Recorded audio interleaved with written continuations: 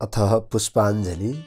ॐ यं ब्रह्मां वरुणेन्द्ररुद्रमरुतः स्तुन्वन्ति दिव्यैस्तवैर्वेदैः साङ्गपदाक्रमोपनिषदैर्गायन्ति यं सामगाः ध्यानावस्थिततद्गतेन मनसा पश्यन्ति यं योगिनो यस्यान्तं न विदुः सुरासुरगणा देवाय तस्मै नमः।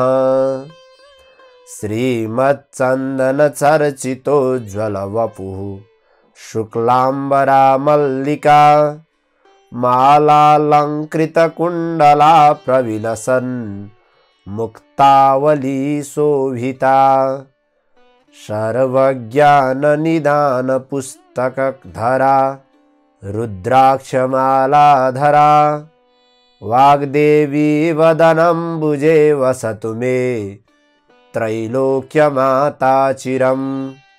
मुखं करोति वाचालं पङ्गुं लङ्घयते गिरिं यत्कृपातमहं वन्दे परमानन्दमाधवम्। नमो भगवते तस्मै व्यासाय मिततेजसे यस्य प्रसादात् वक्ष्यामि नारायणकथामिमां। नारायणं नमस्कृत्य नरं चैव नरोत्तमं देवीं सरस्वतीं व्यासं ततो जयमुदीरयेत्। ओम श्री स्वस्थानी देव्यै नमः। अथ अष्टाविंशोऽध्यायः। कुमारजी आज्ञा गर्नुहुन्छ हे अगस्त्य मुनि। त्यति भएपछि ती ब्राह्मणहरू त्यो भोजन लिई चन्द्रावती ब्राह्मणी भएका ठाउँमा गए। चन्द्रावतीले ब्राह्मणहरूलाई देखि मलाई पनि केही ल्याइदिएका छौ कि भनी सोधिन्। ब्राह्मणहरूले भने त साह्रै पापिनी रहेछेस्, तेरो कारणले हामीलाई कस्तो शरम भयो। तँलाई दिन भनी हेर्दा राजाको सबै भण्डार सुकी गयो। यति भोजन गोमा महारानीलाई भनी राखेको रहेछ, त्यही ल्याइदिएका छौँला भनी सुम्पिदिए। चन्द्रावती त्यो भोजन पाउने बित्तिकै भोकले हाँक झाप गर्दै खान तयार भइन्। तर ती ब्राह्मणहरू भन्दछन्, हे पापिनी, यस्तो अवस्थामा पर्दा पनि तँलाई धर्मको चेष्टा भएन, मुख धोएर त खा। तेरो यस्तो अवस्था देखे हामीलाई साह्रै दया लाग्यो। तँलाई एउटा उपदेश दिन्छौ, सुन। दयाकी खानी श्री स्वस्थानी परमेश्वरीको व्रतका प्रभावले तेरो उद्धार होला। ब्रह्महत्यादि पाप गरेको भए पनि नाश होला। यसकारण तैले स्वस्थानी परमेश्वरीको व्रत गर। ब्राह्मणहरू यति भन्दै घरतर्फ लागे। चन्द्रावती बल्ल तल्ल बडा कष्टले चार हात खुट्टाले टेकी मुख धुन भनी शाली नदीतर्फ लागिन्।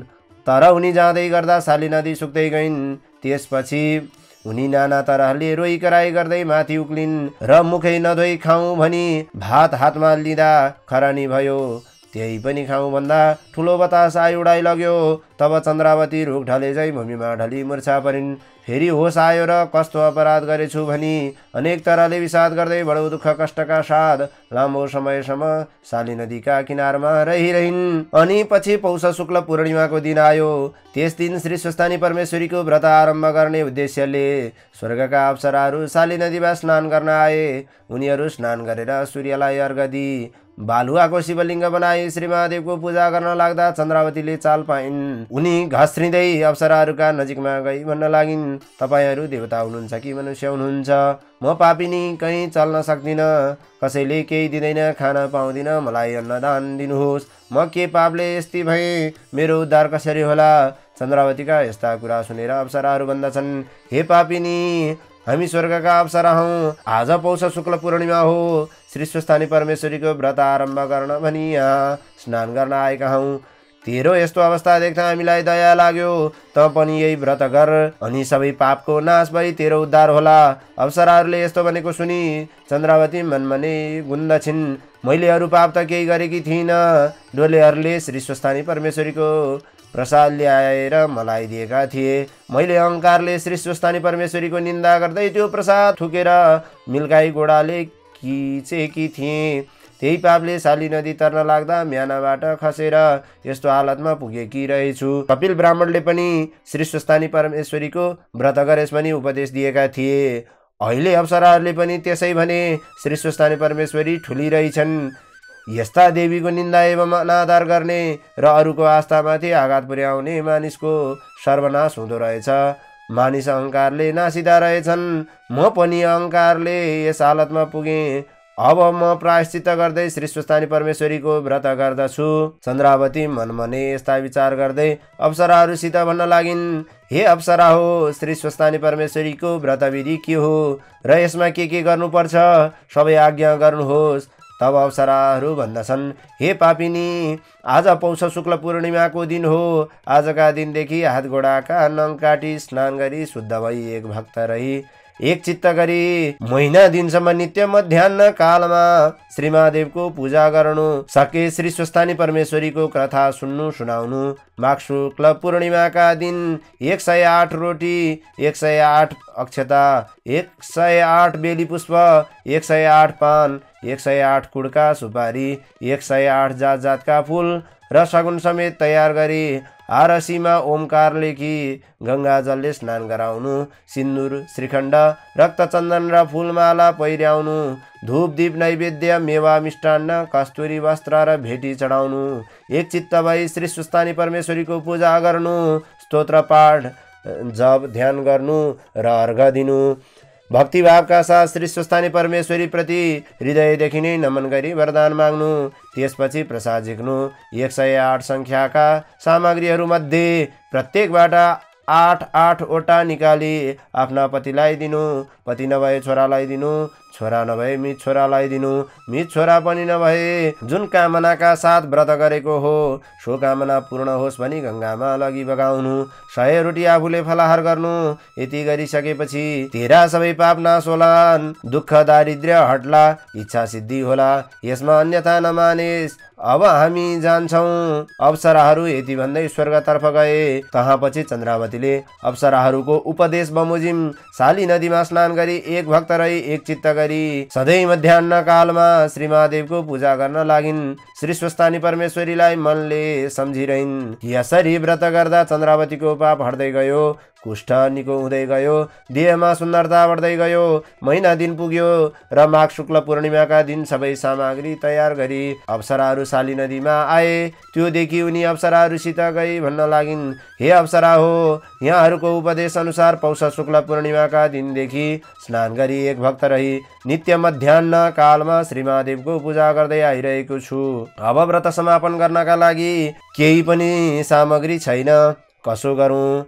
तब अप्सराहरू भन्दछन्, हे पापिनी, केही नभए नदीबाट बालुवा ल्याई त्यसैको सामग्री तयार गरी हामीहरूका साथ लागि व्रत गर। चन्द्रावतीले हवस भनी नदीबाट बालुवा ल्याई सामग्री तयार गरिन्। श्री स्वस्थानी परमेश्वरीका प्रभावले ती सबै बालुवाका सामग्रीहरू साँच्चीकै रूपमा परिवर्तन भए। यस्तो देखि उनले मनमा आनन्द मानी धन्य श्री स्वस्थानी परमेश्वरी भनी अप्सराहरू कहाँ गई बालुवाका सामग्रीहरू सिद्ध भएको वृत्तान्त बताइन्।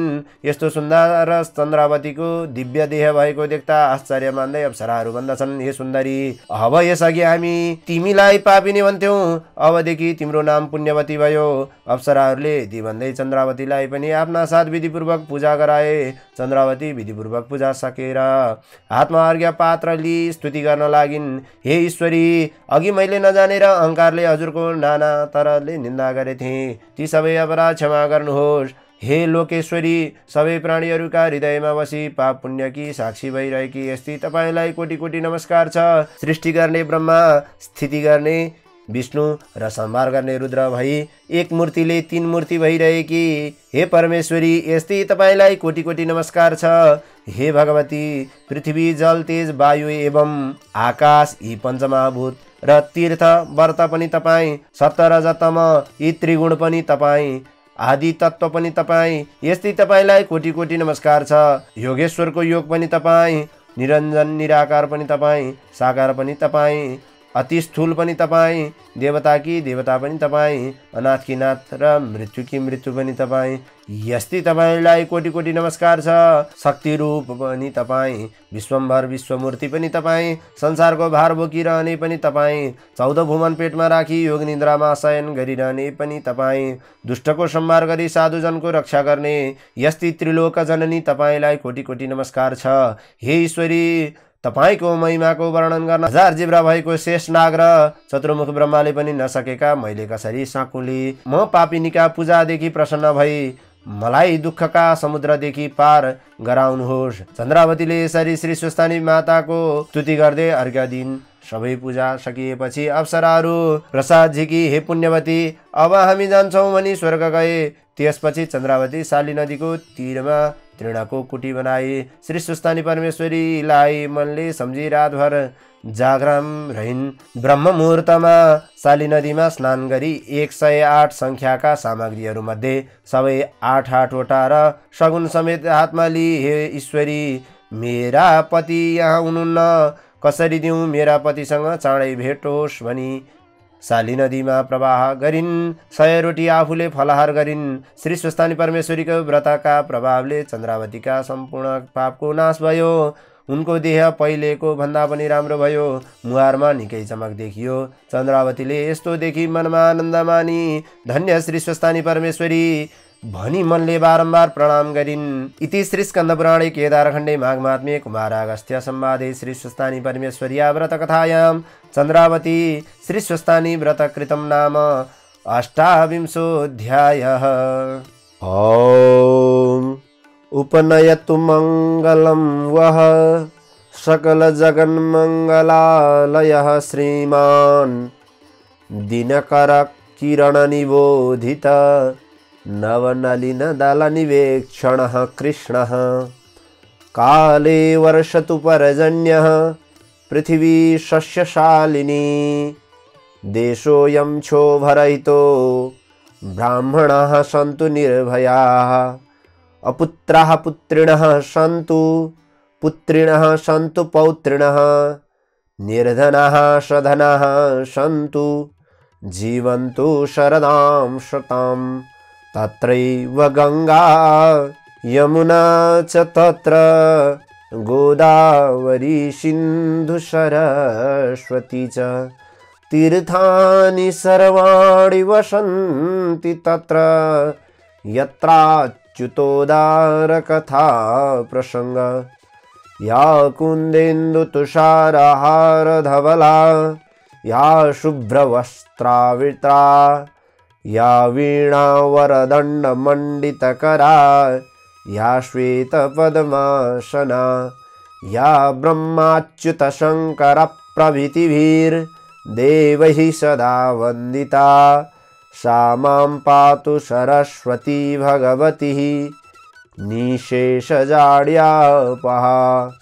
कायेन वाचा मनसेन्द्रियैर्वा बुद्ध्यात्मना वा प्रकृतेः स्वभावात् करोमि यद्यत् सकलं परस्मै नारायणायेति समर्पये तत्। ओम श्री स्वस्थानी देव्यै नमः।